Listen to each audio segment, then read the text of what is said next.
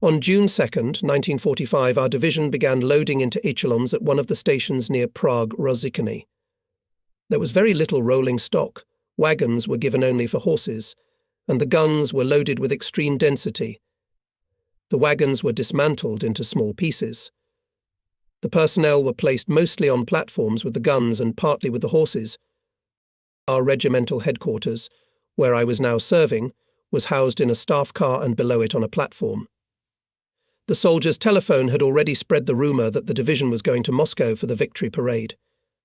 One could believe this duck, considering that our division was the 1st Guards Red Banner Airborne, Order of Suvorov. With this faith we rode all the way to Moscow. We travelled through Czechoslovakia, Germany, Poland, short stops at some stations. We look at the passing towns and villages of Germany. The war did them almost no harm, not like the Soviet settlements.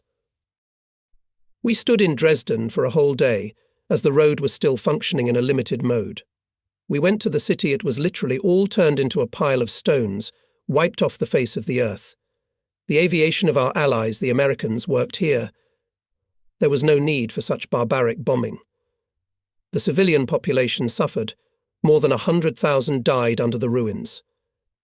The whole point is that the city was part of the zone of occupation of our troops, and the American leadership, under a plausible pretext, destroyed everything that could have any benefit for the USSR. Residents, survivors of the bombing, cleared narrow paths of bricks, just to be able to pass. The nauseating odour of corpses decomposing in the rubble hung in the air.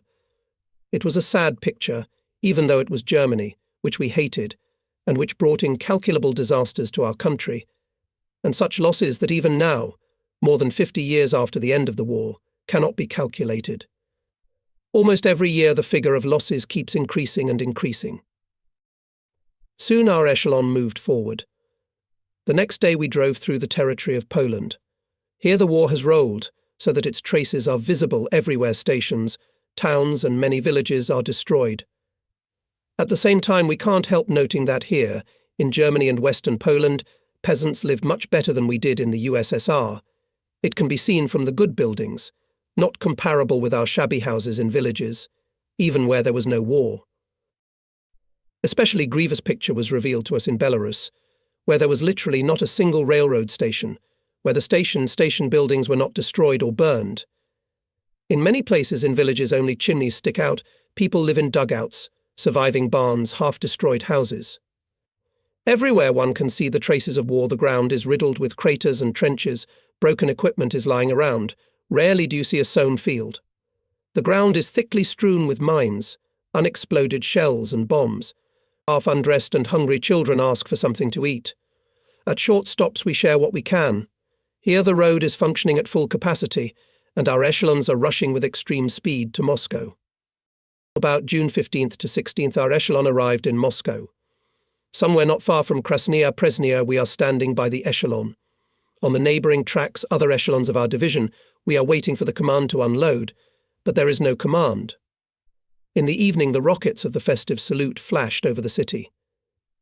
Later, a few years later, when I was studying in Leningrad, I learned that it was a training for the victory parade, which took place on June 24th, 1945.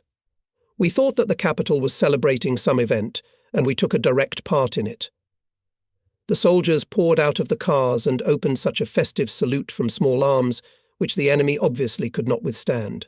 True, they all fired upwards, but we had no idea about blank cartridges and fired, of course, with live ammunition.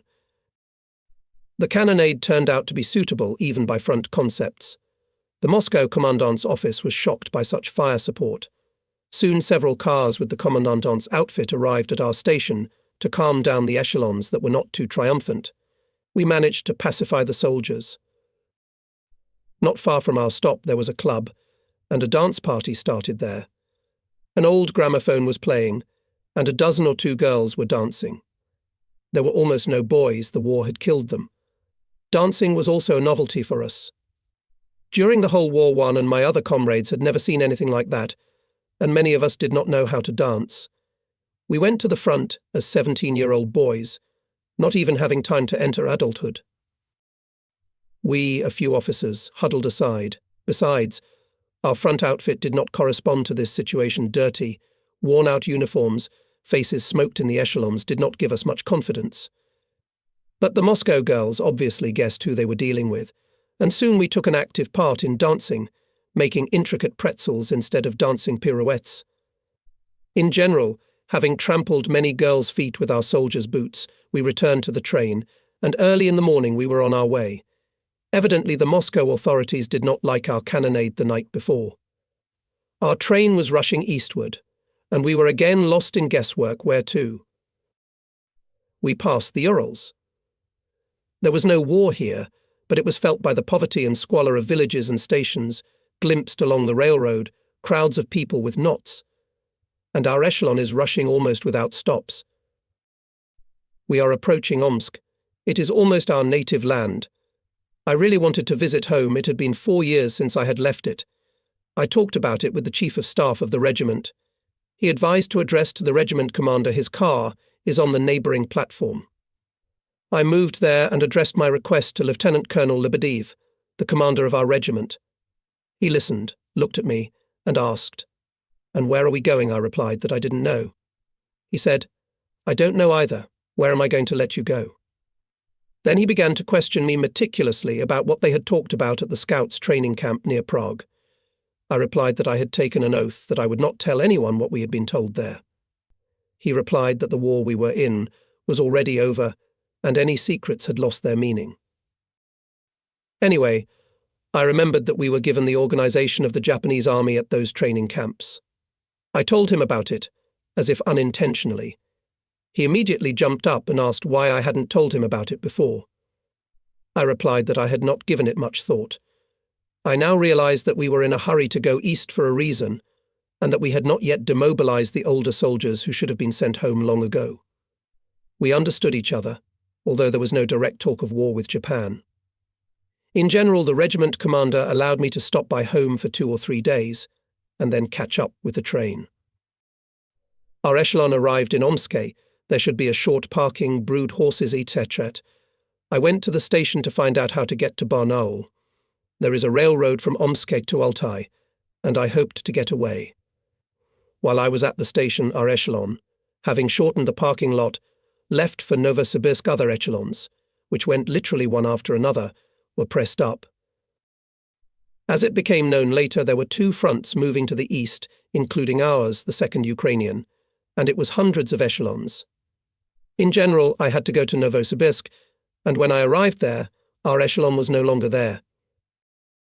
With difficulty, I arrived on the morning of the 3rd day on a freight train to the station Shipinovo, from which to the village Beloglazovo, where my parents lived, was 25 kilometers. It was early morning. The platform was empty. Only a man of small stature was walking by and looking at me. I also began to look at him, and suddenly I recognized my father. Surprise and joy with tears in my eyes cannot be described. After all, I left home before the war and have not seen any of my relatives since then. My father was taller than me then, and now it turned out that I was taller. I found out that he was going on a business trip to Barnaul. At that time, he was working as a chairman of the district consumer union. Of course, he postponed his business trip, and we went to Beloglazovo.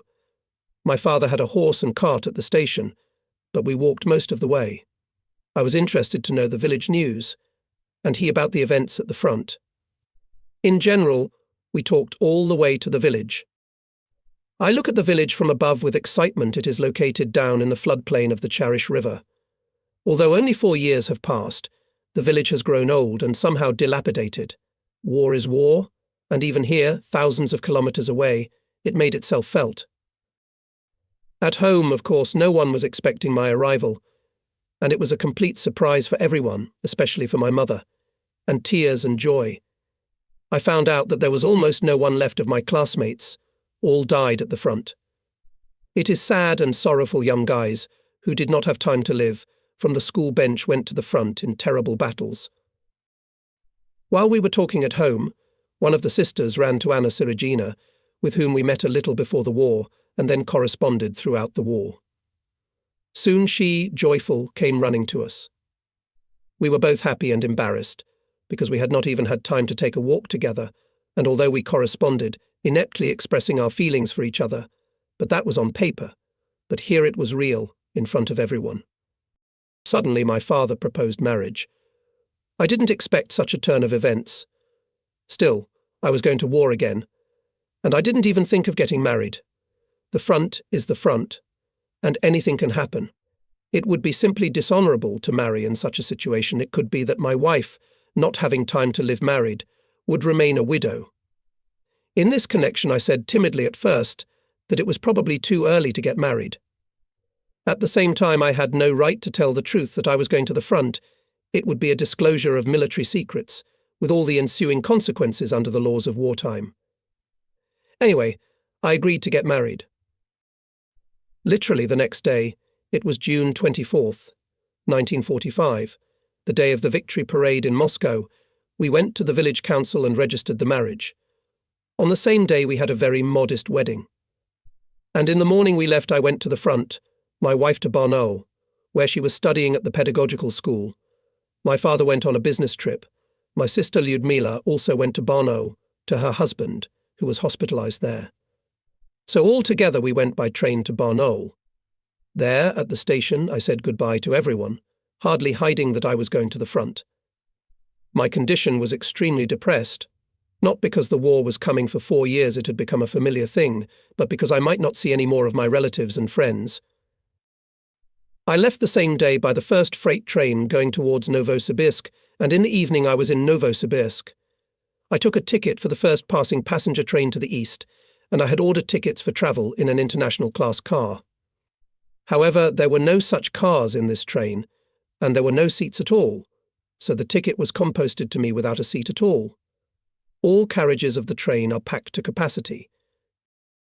Mostly our military brother is going, those who have left the echelons for various reasons, vacationers catching up with their units, discharged from hospitals, etc. There was not only no place to sit in the cars, there was nowhere to stand. I could hardly squeeze into a vestibule and travelled there for several days. In order to sleep at least a little, we built something like shelves in the vestibule above. We found some scraps of boards somewhere at the stations, fixed them there, and 3 of us took turns to sleep there. We ate, as they say, whatever God sent us, mostly from the station markets. In the train restaurant the places were occupied all the time. Obviously people slept there at night. We passed Krasnoyarsk, Irkutsk, Chita. At Karinskaya station behind Chita I got off the train, because on the way I learned that our second Ukrainian front was being redeployed to Mongolia, and here in Karinskaya the echelons were turning south. I found an echelon of our division and moved on with it. At the very border with Mongolia, at Solovyevsk station, I saw my echelon moved and reported to the regiment commander. He was satisfied that I did not let him down and returned on time. Soon our echelon moved further south, into Mongolia, heading for the Mongolian station Bayan Tumen. All around, as far as the eye can see, stretches almost lifeless desert. All around is sand, not a tree, not a bush, not a single settlement. Once in a while a lonely yurt of a Mongolian shepherd with a flock of sheep can be seen in the distance. What they eat there, it is difficult to say. Only later, when I had to travel quite a lot through the desert in search of water, I learned that the sheep eat mainly thorns. It was July, when all the vegetation had already burned out under the merciless sun and turned into withered thorns. At the beginning of July 1945 our train arrived at Bayan Tumen station of the Mongolian People's Republic. Here we unloaded and set up our camp 20 kilometers east of the town of Choibalsan. Actually, it could be called a city with a big stretch. 2 or 3 two-storied wooden houses belonged to our army officers' house, military canteen, office, and I think the house of the Soviet consul. All other buildings were mud brick mazanki of Mongols and a few dozens of yurts, and that was the whole town. Around our camp there was bare sand and dunes. Somewhere in the sand we can see embrasures of concrete pillboxes built several years ago during the war with Japan on Khalkhin Gol. We set up our camp near these pillboxes. Echelons of other regiments of the division are approaching. As it became known later, we became part of the Transbaikal Front, which was based on our Second Ukrainian Front. It was headed by its Commander-Marshal of the Soviet Union R.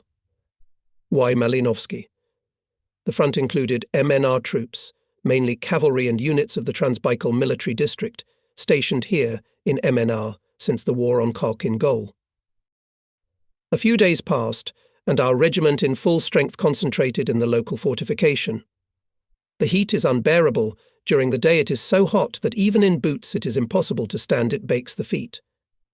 It is especially difficult for the horses. The sun is merciless, and there is no shelter from it, and their hooves cannot stand the hot sand. There is not a bush or a tree anywhere. The pillboxes are almost completely covered with sand, the result of sandstorms. If there were some pillboxes cleared, they were as scorching as a bathhouse. The only coolness was at night, and then from sunrise to sunset the merciless sun. Not a cloud in the sky. All the days while we were standing here were sunny.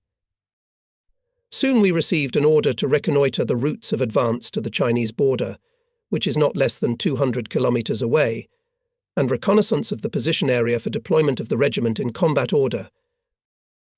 In one of the days early in the morning we leave by reconnaissance group headed by the regiment commander. There are practically no roads, but they are not needed.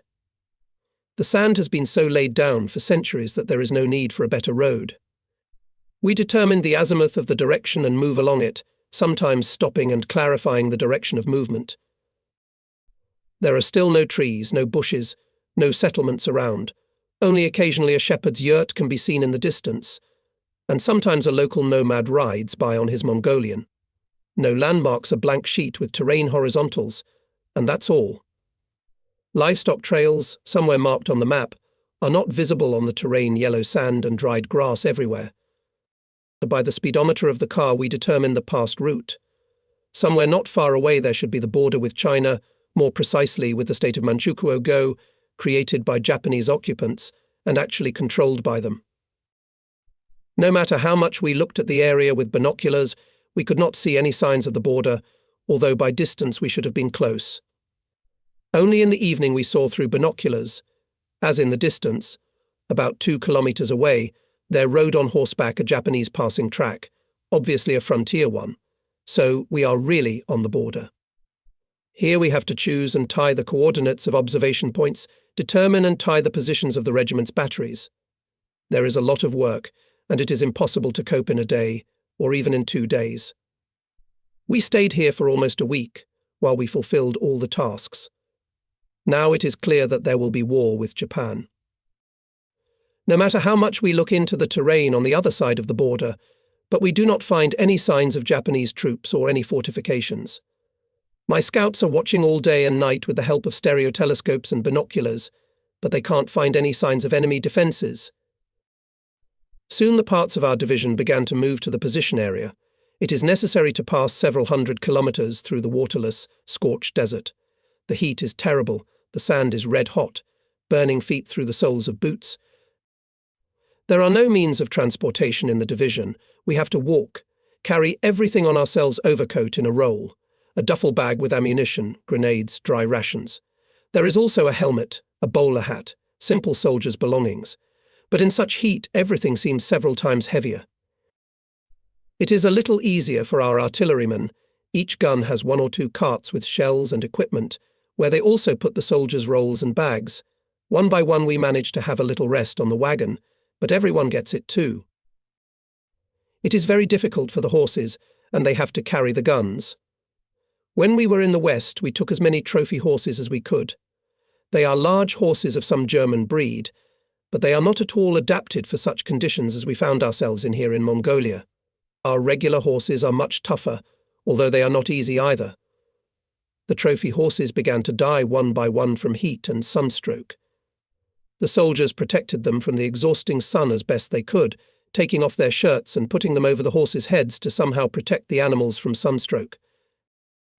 By evening the heat subsides, but the stuffiness from the hot sand lasts almost the whole night. Only in the morning it is a little easier. I am painfully thirsty, everything dries up in my mouth, but there is no water. As soon as we stop for the night, the soldiers immediately start digging a well in the hope of getting water. Several hours of continuous labour, a deep hole is dug. Finally water of dark yellow colour appears.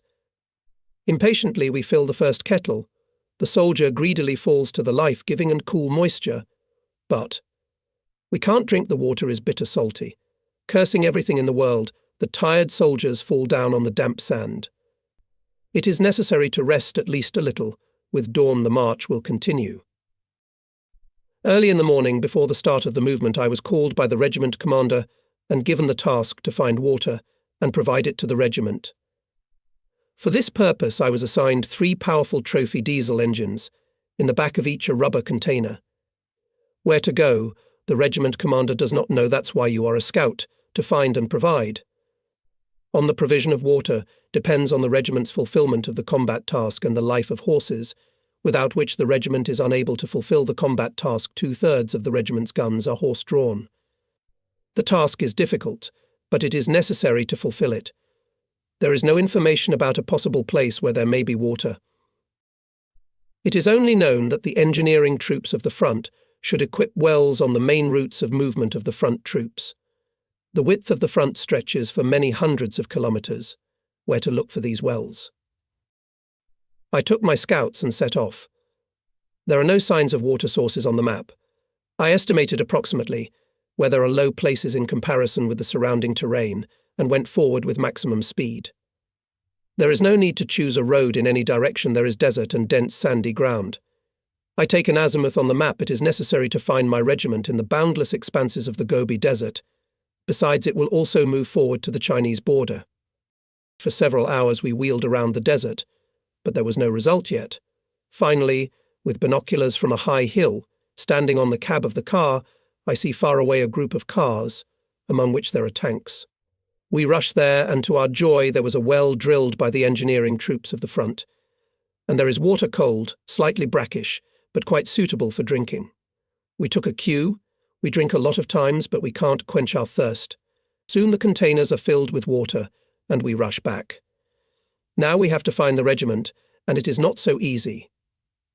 The tanks in the cars are open, and we have to drive carefully not to spill the precious moisture. By the middle of the day we caught up with the regiment. There is no limit to joy. Our cars were surrounded from all sides, but there must be order, otherwise we will spill more than drink. The norm is strict: 1 car for each division, half a litre for each in a kettle, and half a bucket for each horse. Not an hour later, we drank all the water, though it looked more like a warm slurry. As we rode along, the water heated up in the hot July sun, and a lot of dust from the wheels of cars got into the water.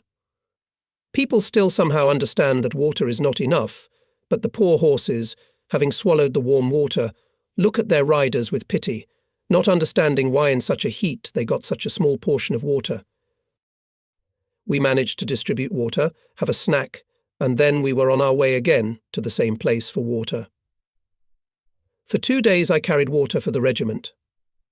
On the 3rd day, when the regiment's column was approaching the Japanese border, the regiment commander released me from the duties of water carrier, having entrusted the regimental logistics men to take care of this business, especially since it was their direct duty. At dawn on August 9th, 1945, our division, together with the whole front, crossed the border and began to develop the offensive towards the Big Hingan mountain range. It was still far away, and so far the same waterless, burned-out desert and merciless sun, scorching from early morning until the sunset. The enemy in our direction is not yet active. Ahead of the division operates our reinforced forward detachment, which includes a tank battalion. By the way, this battalion, when moving to the border, even before the declaration of war on Japan, without visible landmarks, jumped the border, went 30 kilometers deep into Japanese territory, and only the next day, having sorted out, returned back to the division. The forward detachment successfully accomplished the task, and we went forward unhindered. The heat was unbearable, and the command decided to conduct the offensive at night, and during the day to give rest to people and horses. At night it is relatively cool, and it is much easier to move than during the day, but at the same time in the second half of the night, by morning you want to sleep especially badly. Nights are dark, moonless. We take breaks only for 10-15 minutes to clarify the direction of movement. We don't make big breaks. People can fall asleep, fall behind and get lost. I was again given an assignment unrelated to my direct duties to accompany the battle flag of the division. The standard bearer, his assistants, and my reconnaissance platoon on horseback carry the banner. At night breaks, having posted guards, we fall to the ground and instantly fall asleep. My horse is tied to my leg with a bridle, it rests too. But as soon as the column starts, the horse pulls my leg quite strongly. I jump up and go forward again. In the morning, when the sun has already risen, we take a break for rest, having put out combat patrols in all directions. It is impossible to sleep under the scorching sun. We dig a trench for each of us, lie down on the bottom, and cover ourselves with a cloak tent. In the morning it is still bearable, and we manage to sleep for 2 hours, but then the ground heats up and it becomes stuffy in the trench, as in a steamy room. Besides, field mice, of which there are innumerable here, are annoying. They unceremoniously climb from all sides into the trench, crawl on the body, get under the clothes, and no measures against them do not help. I am thirsty, and thirst is a constant and heavy companion, but water is still only a glass a day, and not always. Sometimes it rains, and we try our best to collect rainwater. One morning we come to a rather large lake. The joy is immense. After many days of waterlessness, suddenly a whole lake, several kilometers long and almost a kilometer wide. Everyone rushed to the water with childish joy. Horses roared joyfully, rushing forward. We fall on the ground, falling to the life-giving moisture. Many fall directly into the water. But alas, the water is salty. True, it is not bitter salty, as before, but salty, though horses drink. Not holding back, we rinse our dried-up throats, drink the water, spit it out. Instantly everyone, both men and horses, which had already been harnessed from the gun carriages, were in the water. Shouts of joy, fountains of splashes, noise and noise spread throughout the desert. There are a lot of wild ducks, geese, some other waterfowl on the lake, who look with mute amazement at the spectacle never seen here before, flying from place to place away from people with fright. But there are tens of thousands of people. The birds stay in the middle of the lake. Soon machine gun, and then machine gun bursts are heard. The soldiers get duck and goose for breakfast. When they were swimming, they noticed that in the muddy water something was poking at their feet. Someone had the idea to use the camouflage net as a sign. The first trip ended with the fact that they could barely pull it out. Together with the grass, we got a lot of fish. The joy was immense. We immediately began to cook soup in cauldrons. There are already big piles of fish on the shore. We took our souls away from the fatty mutton. Here, in the boundless expanses of the Gobi Desert, there were many flocks of Japanese sheep. We did not see shepherds once. Obviously, they either ran away or hid somewhere. The sheep were herded by huge, fierce-looking dogs. They did not let anyone near the flock and did not allow the sheep to scatter. But at the first shots of our soldiers, they would run away. Each regiment chased many thousands of sheep, ishaks, camels, bulls. Having had enough of swimming, both men and horses rested. The rains had passed, and the heat was somewhat subdued. But it is necessary to continue the offensive. The Hingan Ridge is already visible ahead. Gloomy mountains rise above the surrounding terrain for almost 2 kilometers. The sun is again scorching mercilessly. Our division is rather like Genghis Khan's army. Each battalion moves on its own kind of transportation. Some of them have camels harnessed to 2-wheeled nomadic kibbutz. Where they got them I do not know. Another battalion is on donkeys, the third on bulls. Cloak tents are stretched over the kibbutz, and soldiers hide in them from the exhausting sun. In general, a wild Tatar army. But the main thing, the task at hand, is solved. We continue the offensive. In one of the days on the way to Hingan, over our column, appeared our liaison plane U-2, corn plane, as we called it. Having seen the general's epaulettes of our division commander, who was riding on horseback, the plane made a landing nearby. The terrain was flat, and there were no problems with landing. Lieutenant General Afonin, our corps commander, jumped out of the plane. The division commander briefly reported the situation and the actions of the division. I am still with the division banner and guards and therefore hear the entire conversation between the two generals. When Afonin asked our commander Sobolov what problems, the latter reported that the division has no bread or breadcrumbs. The soldiers for several days have been eating only meat, mutton. Afonin, a man rough, cool, imperious, interrogated, "So you say, the people are hungry?" Sobolov confirmed it. Afonin, after thinking for a while, said, "Well, nothing. If they are hungry, then they will be meaner," got on the plane and left. When there was still a war with Germany, Afonin participated in the battles for Budapest, the capital of Hungary. There were very heavy battles, and Afonin was cut off several fingers on his hand by a shrapnel, and the other hand was missing fingers even earlier. But he refused to leave the battle and continued to lead the troops. The soldiers respected him. He was strict but fair. Soon from the sky again heard the murmur of an airplane. The same U-2, approaching our column, dropped to 10 meters, dropped a pennant, and then 2 bags of breadcrumbs. In the note Afonin's hand was written, "I send breadcrumbs, and don't say that the division is hungry."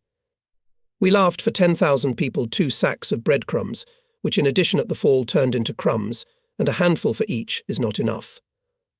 But still a care.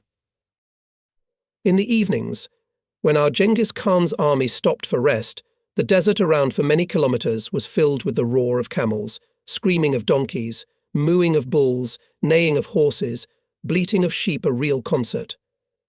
The cattle are thirsty and hungry, but there is no water, and the food is only desert thorns. Here, in the foothills of the Hingan Mountains, sometimes there were herds of wild horses of small stature, with shaggy manes and tails, led by a ferocious leader, who led the herd and would not let anyone even at a close distance. Our soldiers repeatedly tried to catch at least a few wild horses to tame them and harness them. Their horses were already exhausted. A large carriage was made of wagons, like the letter P, and they tried to drive the wild herd into it. Sometimes they succeeded. Backup wagons closed the exit from the carriage, and the mounted soldiers tried to put a harness around the neck of the wild horse. Occasionally a young horse, usually a young one, would get caught in the noose. The rest of the herd fought back wildly with hoofs and teeth, and following the leader, making incredible leaps over the wagons, again went into the desert. This was repeated many times. The trapped horses struggled with everything they could, not giving into their hands. But in the end it was still possible to somehow tame them, and then the soldiers tried to tame them to the harness. Even in such harsh and difficult conditions, the soldiers did not lose their ingenuity and sense of humour. 2 soldiers rode on donkeys, tied their muzzles and tails with a rope. They put tents on their backs and a piece of board on them. They sit on it like on a bench, chattering their legs, talking animatedly about something and laughing heartily, not paying attention to the fact that we also laugh at their cleverness. During the night it rained quite heavily, and the bed of some river, which yesterday had no signs of water, turned into a rather turbulent stream. The soldiers crossed the river ford, but our heroes on donkeys did not want to undress, and they sat on horseback and rode on.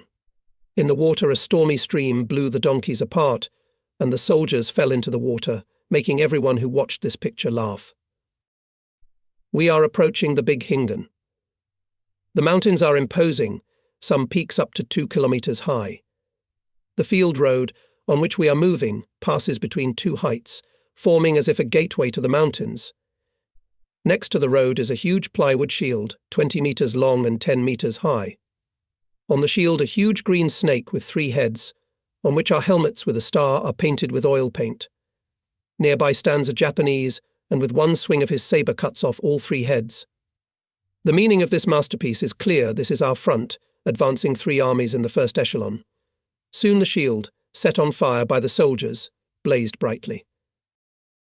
I surrendered my banner authority and now minded my own business. With a platoon of reconnaissance on horseback we go ahead of the 2 or 3 kilometers. So far everything is calm.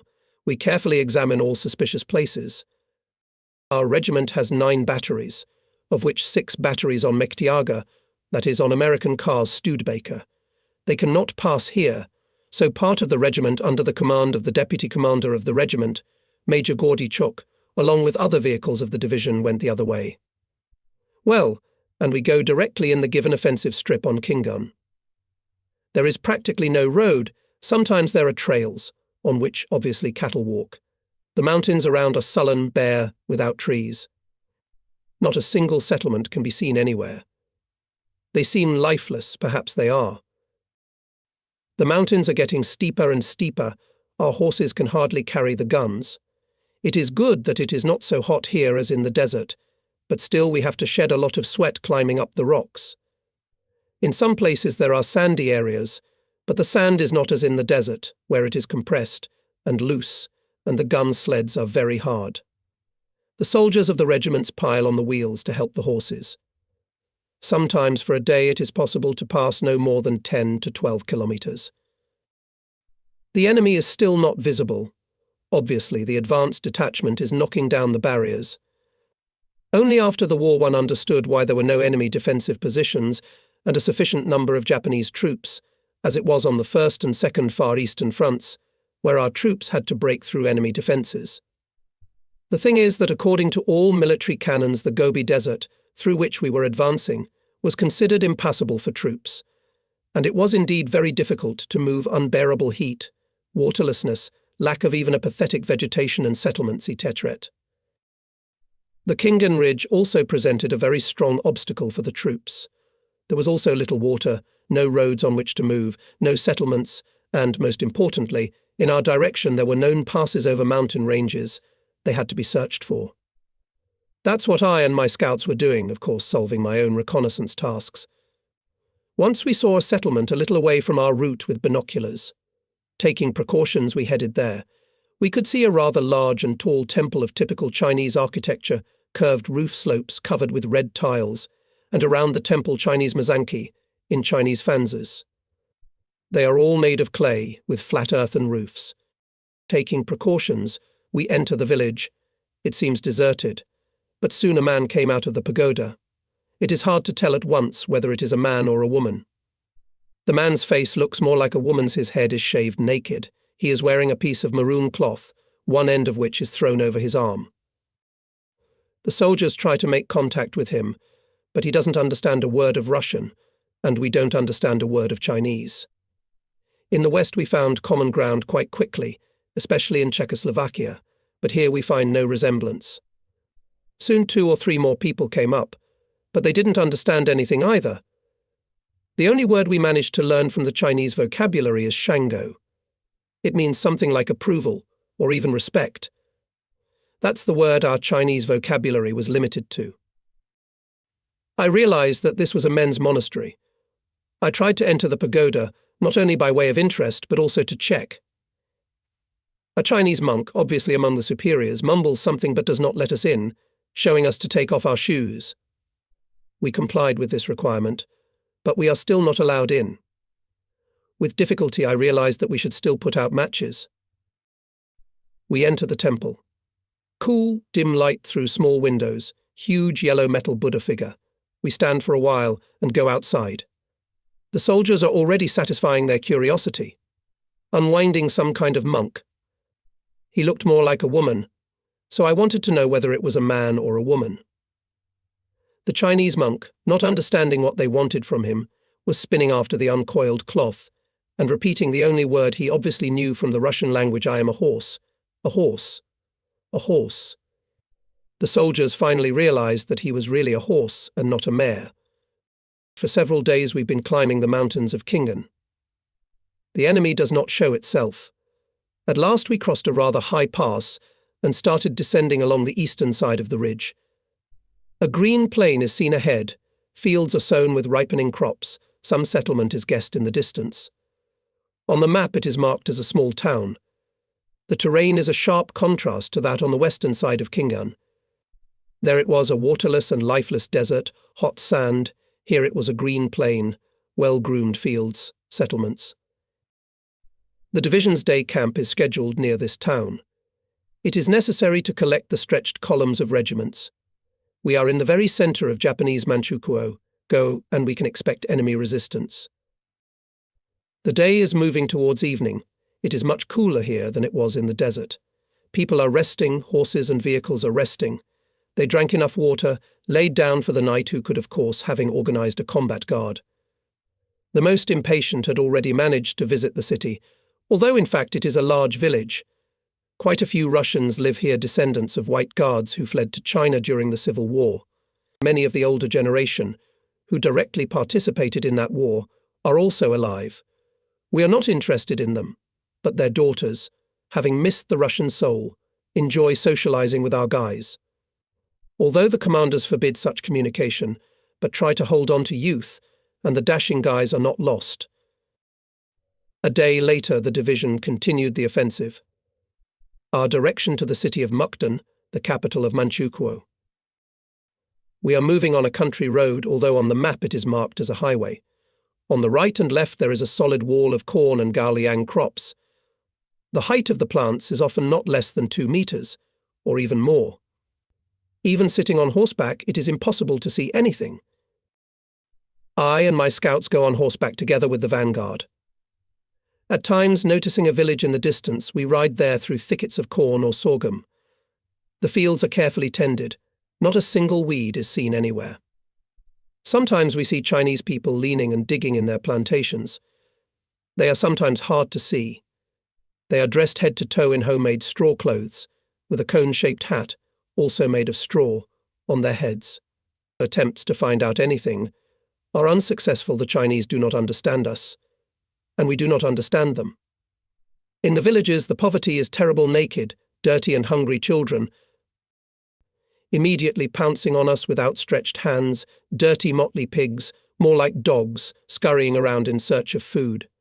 In the streets are muddy, low earthen fanzas consisting as a rule of one room. There is almost no furniture or clothing, only broken mats. Under the clay roofs in the sun, in many of the fansa hang some stinking offal, either pig or sheep. We learned that the Japanese were strict about the Chinese not slaughtering any animal for themselves without permission. The Japanese took everything, and the Chinese were allowed to take only a part of the giblets, and only those left by the occupants, otherwise they were threatened with severe reprisals.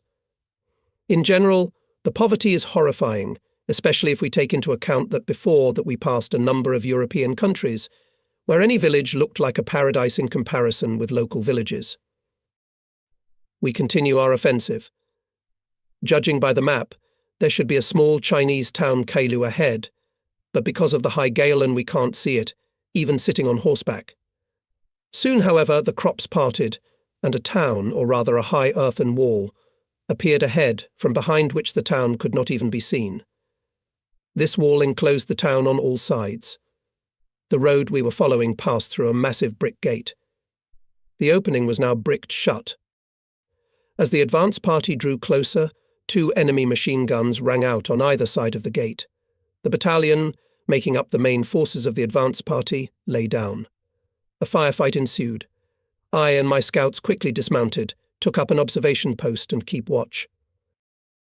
Soon one of the self-propelled units attached to the forward detachment approached the gate. The enemy machine guns were silenced. The self-propelled vehicle stood for a minute or two and then turned sharply, hitting one of the columns of the gate with its rear end. Bricks sprinkled, and in the gate formed an opening into which the soldiers of the battalion rushed. Soon the opening was cleared and the self-propelled vehicle moved forward through the gate along the city street. After a short time, the entire advance party penetrated the town. The enemy evidently realized that resistance was futile and was rapidly withdrawing. The town looked more like a large village, 1-story clay fanzas and occasionally squat brick houses. The Chinese population quickly assessed the situation, and in a few minutes a large number of vendors appeared on the street, hawking various vegetables. We had no time for shopping. The enemy could organize any mischief, and it was necessary to be on the alert. Soon we were on the opposite side of the city. Behind the city wall, the fields of tall gaoliang immediately began. The enemy did not reveal himself in any way. The Chinese could not give any clear information either, but only pointed their hands to the east, where the Japanese had gone. With the highest possible speed we headed east. There, on our way, there is the town of Tunliao. Judging by the map, it is much larger than the city of Kailu. There is a railroad going to Mukden, the goal of our offensive. By the evening of the next day we approached the town of Tunliao. In front of the town on our way is the Exiliaohi River. The width of the river in this place is about 100 meters. There are mountains nearby, and the river is quite fast and very muddy from the recent rains. The river is crossed by a single bridge, a reinforced concrete bridge on high piers. When our regiment approached, the bridge was already full of moving troop columns. approached the regiment commander Lieutenant Colonel I.P. Lebedev and Chief of Staff Major at Pugak. It was already completely dark, but the movement on the bridge did not stop. The regiment commander made a decision the regiment to stop for the night near the bridge, and at dawn to cross it in the hope that by then the movement will subside. As in the morning, while it was still dark, I went to the bridge with scouts. It's empty. I think that it is time for our regiment to cross it. However, looking closely, I see that there is no water under the bridge. I wipe my eyes, but the result is the same. I quickly walk across the bridge to the other end. It turned out that during the night the river had broken the dam on the other side of the bridge. I ran back, woke up the regiment commander, reported the situation. He was puzzled. We quickly go back to the bridge. There are already gathered several commanders and lively discuss the situation. The bridge has already begun to pull up columns of cars, tanks, gun carriages, wagons, but the bridge does not work, and there is no other crossing. Perhaps, not without sabotage, but this is a matter of smersh. Riders on horses try to cross the river above the bridge. Some of them succeed, others fall into holes and go back. Soon the river is filled with soldiers and horses crossing it. The river is less than a meter deep in some places, but the current is strong. Soon a tank makes a successful attempt to cross the river. It is followed by another tank.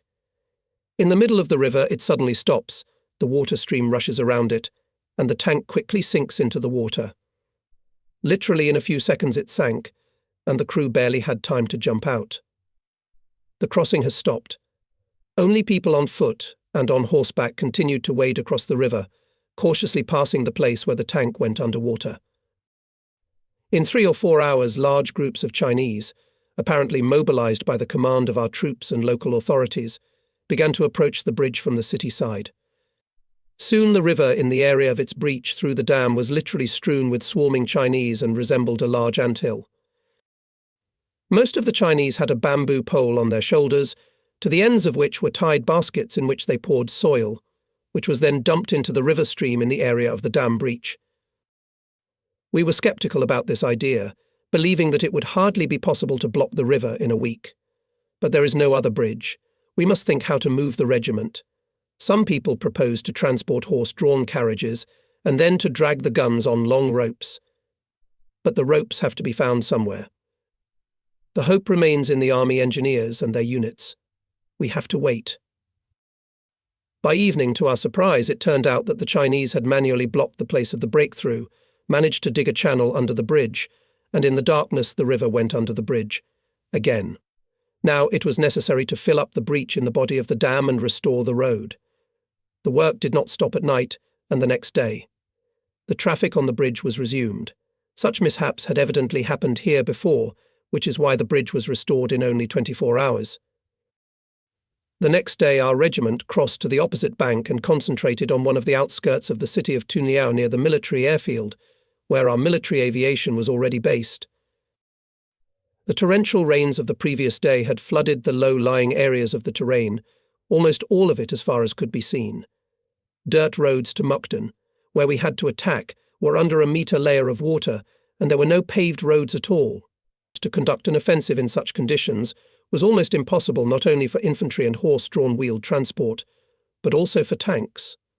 Nevertheless, the tankers of the 6th Tank Army, which acted together with our 53rd Panzer Army, found a way out. They moved to Mukden directly on the sleepers of the railroad embankment. In Mukden, meanwhile, an airborne force had been landed, which carried out a daring operation to capture Emperor Tsui of Manchuria. He and his entourage were waiting for an American airplane to land to fly to Japan. The American-made Douglas airplane landed. Several military men, dressed in protective coveralls, got out of it, and when Tsui and his entourage got into the car, and it took off, it turned out to be a Soviet airplane. True, the Emperor only found out about it in Khabarovsk. The Emperor awarded the commander of the landing party with an honourable cold weapon for the daring and brilliant operation to capture him. We stopped in Tunliao at the airfield, where the airplanes of the 12th Air Army, which supported the actions of the troops of our Transbaikal Front, were stationed. The next day, September 3rd, 1945, we received the news that Japan had signed the Act of Unconditional Surrender. World War II is over. However, for us it ended in a mundane way, and who was to rejoice but ourselves? The local population, as far as we could see, did not show any noticeable enthusiasm. Perhaps they had not yet understood and realized what had happened. In the evening we celebrated this most important event of world history with a gala dinner. All the officers of our regiment gathered in a large trophy tent instead of tables, hastily made shell crates, instead of seats the same, but lower, and that was all the furniture. And the table setting was not distinguished by refinement: walks, mugs, tin cans, soldiers' spoons, in short, everything that could be found by our rear men, who were in charge of the case. But it didn't matter to us. One toast followed another. Of course, we remembered those of our fellow soldiers who did not reach this frontier, who remained lying in the ground on the battle lines. They were not ashamed of the stingy tears of men. Soldiers were here, not far away, by battalions. It was impossible to gather them together, and we should remember that we were not guests, but in the deep Japanese rear, almost in the center of China, and there were many unkilled Japanese wandering in the fields, among whom there were fanatics kamikazes, ready for any adventure. Soon dozens of colourful rockets soared into the night sky, a spontaneous fireworks display to celebrate the victory. This was followed by such a salute from all kinds of weapons that I had never seen during the entire war. Small arms were fired: carbines, rifles, automatic rifles, machine guns. They were soon joined by shots from mortars. Aviation opened fire from airplane cannons and machine guns. Suddenly there was a powerful salvo of Katyusha in the darkness, and all this with live ammunition and shells. There were mountains nearby, and all shells, mines and bullets flew there. But the city felt the strength and power of our weapons. The regiment commander came out of the tent and called me. Together we went to calm the saluting soldiers and officers. We approached the nearest airplane. The regiment commander tapped a stick on the fuselage. In response, a line from the gun: "We go to the next," the same result. The commander waved his hand. It is useless to calm those who spent years at the front and now rejoices and salutes in honor of victory. In Tunyao we stood for more than a week. Somewhere at the end of September we received an order to transfer some of the personnel to other units, and the division to make a return march along the same route that we took here, and by the end of October to concentrate at the station Bayan Tumen, where to load into railroad trains to go to the homeland. In short, we were to return to the place where we had started the war with Japan. This prospect, of course, did not make us happy. Once again we had to move through the desert and across the Big Hingan ridge. We began to prepare for a hard, long march through the desert, deserted and waterless. It was necessary to get food, fuel, forage for horses, etc. Food was partially procured at the expense of the trophy Japanese stocks in their warehouses. Forage was also filled from Japanese stocks. Well, for water supply for men and horses we had to rely only on what we could find in the desert. Perhaps the only consolation was that the heat was somewhat reduced. At night it became even cooler. We crossed the Big Hingan through the pass, along which there was a field road, and it was easier than when we came here, to the east. The heavy rains, which are quite frequent in the mountains, were annoying. So much water pours from the sky that the whole ground around becomes a huge puddle. I had a trophy German rubberized raincoat up to my heels. It helped no water got into the shins of my boots, but rather deep pockets of the cloak were always filled with water, and I had to pour it out often. We passed Hingan without any special incidents, and soon there was a dull, deserted desert Gobi without a single tree or bush. It stretches for many hundreds of kilometers, and we have to pass it again. Our business is a soldier's business. If we have to do it, we have to do it. We are walking through the desert in October. Often there is a strong headwind, so strong that it is difficult to sit on horseback. We have to dismount and walk next to each other, holding on to the stirrup of the saddle. The wind raises huge clouds of sand in the air. It is stuffed in the ears, eyes under the clothes, crunching on the teeth. It is difficult to breathe. We have to put a gas mask on our face. We tie the end of the corrugated tube with a bandage in 4 to 5 layers, and so we go almost the whole day, and still sand, or rather sand dust, gets under the mask. Large grains of sand, or rather small gravel drums, on my face. My poor horse walks with its head and body tilted forward, and even drags me. All the time I wipe her eyes and nostrils from the sand. At breaks, when lunch is handed out, the food squeaks on my teeth from the sand in it. No tricks to hide from it, at least for the time of lunch, do not help. Our column goes with the speed of a pedestrian. The daily passage is no more than 30 kilometers. Each regiment drives behind itself a large herd of sheep. There are also camels, Eshak's yawl cows, semi-wild horses. At one of the stops, the regiment commander gives me a task to count how many sheep there are in the regimental herd. I gathered my scouts. I determined the area of the flock for each of them, and we started counting. But soon it became dark, and the sheep were always running from place to place. In short, that evening we could not count them. They spent several more evenings counting. In the end, we determined an impressive figure, about 40,000, not counting a large number of different cattle that joined our flocks. The way back to Choibalsan station in Mongolia lasted more than a month. We ate mutton exclusively. The cooks put so much meat in the cauldrons that it was not soup, but boiled mutton with a little water. The soldiers adapted to boil it, or rather, to fry it in cauldrons, at least some variety. But during the journey the mutton had become tiresome, and there was a limited amount of other foodstuffs. Water was also a problem, but not so acute. At times we came across wells drilled by our engineering units when we went to the east. Now they were very useful. Besides, quite frequent rains allowed the soldiers to replenish their flasks and all available containers. Monotonous riding on horseback from morning to evening for a month is tiring. The terrain is still desolate. There is nothing to catch the eye, only our columns stubbornly marching forward, seemingly endless and lifeless desert. Ordinary marching life. Early in the morning, with sunrise rise, breakfast at the field kitchen. All the same boiled fat mutton, sometimes some cereals and some water, and so 3 times a day and every day. It is so tiresome that it seems that I will never take it in my mouth again, but hiking fatigue and natural need for food take their toll, and at a halt we again go to the kitchen to get a portion of the same mutton. The scenery around us and along our way does not change much, the same desert expanses, with some small heights. Near one of them, marked on the map as the headquarters of Prince Arukorchin, we saw a large cluster of yurts of nomadic herders. This is already Mongolia. Nomads came here, as we later learned, for wintering. Our column stopped for another day. It is necessary to give rest to horses, and people are not less tired. It is necessary to examine the running gear of guns and wagons. The cattle, which we are driving behind us, also needs rest. After heavy rains, a small river, which flows here, has revived. It is of great importance for us. We have to give enough water to our horses and cattle. For many days of the way it is necessary to wash, and wash something from our closet, because our shoelaces bend with difficulty. In general, we rest without a break. Everyone has enough to do.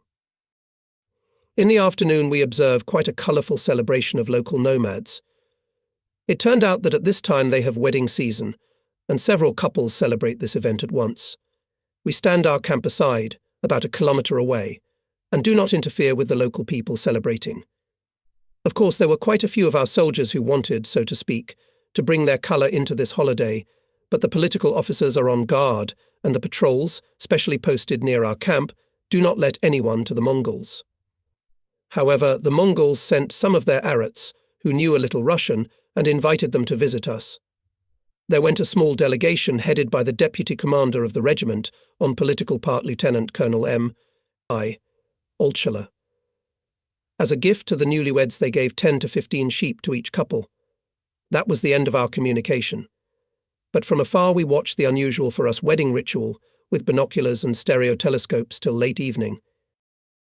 Having rested for 24 hours in the area of the height Stavka of Prince Arukorchin, we moved forward again, towards the railway station Choibalsan. The second half of October 1945. Our column is approaching the final point of our route. A few more days of travel and we will be at the railway station, where we will have to board and load into echelons, and forward to the motherland. We are tired of travelling in foreign countries. And now we have another break for night rest. Evening comes quickly. The tired soldiers settle down right on the sand. There is no vegetation to build a simple soldier's bed. The gun crews have tarpaulins, and the soldiers lay down on it, putting under the head of whoever has what gas mask, saddle, duffel bag, etc. Officers are busy until late. It is necessary to check the presence and condition of the personnel, whether there are no sick. Laggards carefully examine each horse, whether the horseshoes are not lagged behind, whether the legs are not caught, whether there are no scuffs, whether they are fed and watered. Check the condition of equipment, i.e. guns, charging boxes, wagons and many other mundane details. The herd of cattle is located near the main bivouac. From there come guttural cries of camels, ishaks, bleating of sheep, mooing of cows, in general already familiar to us music of the camp. Here, too, there is enough to take care of. The cattle must be fed, watered, guarded so that they do not run away. I fulfill one or another task of the regiment commander and the chief of staff. Mostly I have to check how the above-mentioned activities are carried out in the units. Besides, I have a permanent assignment guarding the unit's battle flag. Late in the evening I lie down on one of the wagons to rest until morning.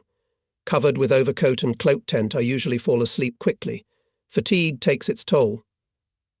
I wake up early in the morning, when the sun is still behind the horizon. Ahead is a new difficult day, and we need to check something else before the march. Soon we return to the same place from where we had moved east 3 months ago, against the Japanese Kwantung Army, or, as they used to say, against the samurai. Our front line and marching life ended there. Ahead was the loading into military echelons and the journey to the homeland. While we were waiting for railway trains, some of the soldiers and sergeants of older ages who had long ago, according to all articles and laws, reached the end of their service term, were demobilized and sent to the homeland by the first echelons.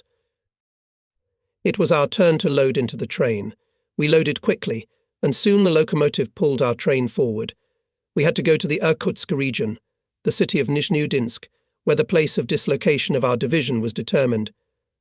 From the station Choibalsan and to the station Karinskaya in Chita region, the railroad is single gauge, echelons moved one after another, with an interval of 2 to 3 kilometers. During the night, a wagon with a camp kitchen caught fire.